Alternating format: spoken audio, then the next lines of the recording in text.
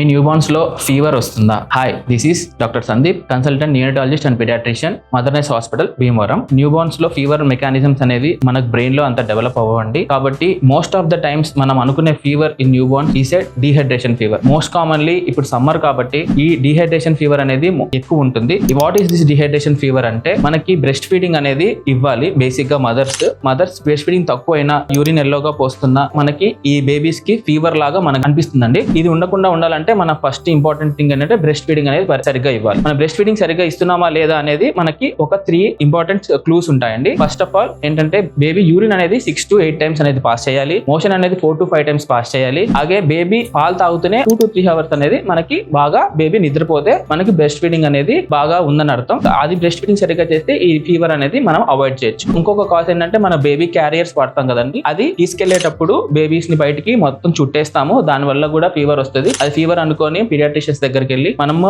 Paracetamol అనేది వాడుతుంటాం. అది కూడా జస్ట్ ఏ కాజ్ ఆఫ్ మనకి డిహైడ్రేషన్ ఫీవర్ లాగానే ఉంటది. తర్వాత ఇంకొకటి బేసిక్ గా పేరెంటల్ టిప్స్ ఫర్ సమ్మర్ అండి. ఏసీ ఉంటాయి ఇంట్లో. మోస్ట్ కామన్ గా ఏసీస్ అనేది 24 to 26 degrees లో పెట్టుకోండి. ఆ ఎయిర్ అనేది బేబీస్ కి ముక్కులో రాకుండా చూసుకోండి. ఎందుకంటే డైరెక్ట్ ముక్కు తగ్గితే మ్యూకస్ అనేది బ్లాక్ అయిపోతుంది. బేబీకి మళ్ళీ ఆయాసం రావడానికి ఎక్కువ అవకాశం ఉంటుంది. Hope this information is helpful to you. Thank you.